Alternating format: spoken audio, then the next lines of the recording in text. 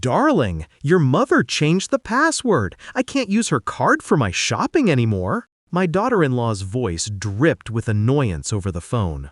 20 minutes later, the door slammed open. My son stormed into the house, face red, shouting accusations that weren't his own. Too bad neither of them knew about the other surprises waiting for them. Backstory setup. I still remember the day my son introduced her to me. She smiled too brightly, words polished as if rehearsed. She held my hand with both of hers, calling me Ami before the tea even cooled.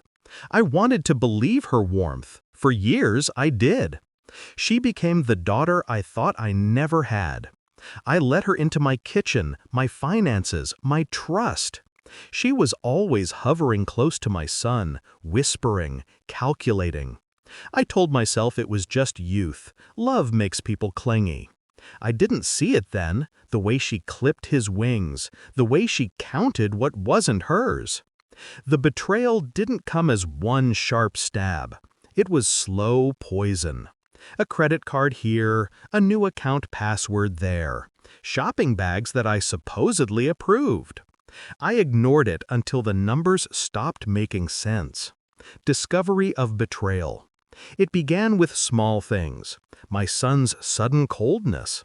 His questions about property that he never cared for before.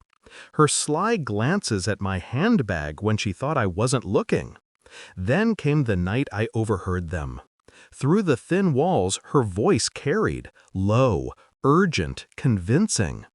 She keeps everything in her name. If she signs the transfer, it'll all be ours. Just push her. Tell her it's for security. She won't suspect. My son didn't argue. He agreed. I sat in the dark, breathing slowly, my chest heavy but my mind crystal clear.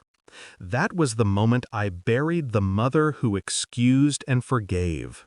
In her place, someone sharper woke up. Shift in mindset. I didn't confront them. Confrontation gives warning, and I had no intention of giving them time to prepare.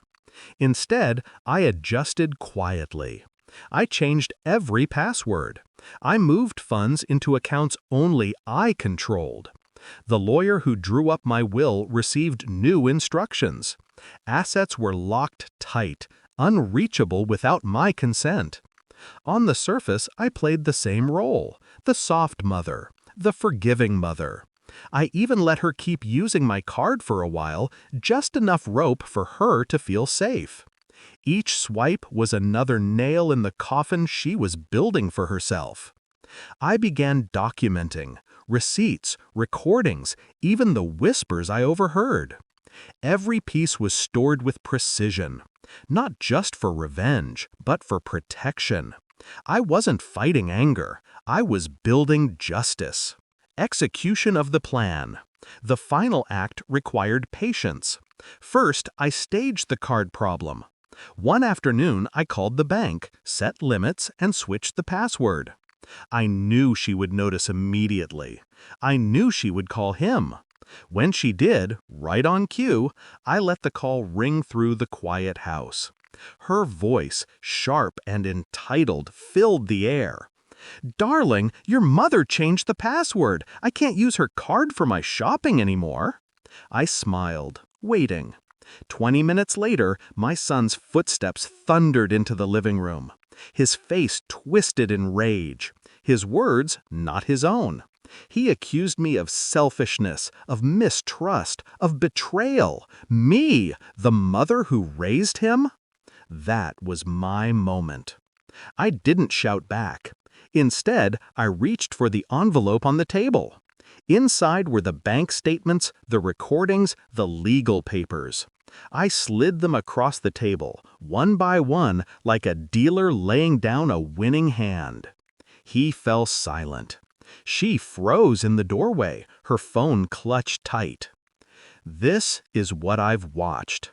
This is what I've prepared for," I said, my voice calm. "You thought I was blind. I saw everything." Climax and confrontation. Her face drained of color. She tried to laugh it off. "Ami, it's a misunderstanding." I cut her off with a gesture. "Don't call me that." My son's eyes darted between the papers and me, confusion battling shame. But he said nothing. He couldn't. The evidence was too solid. Then came the final blow. I reached for another envelope, this one from my lawyer. I handed it to him.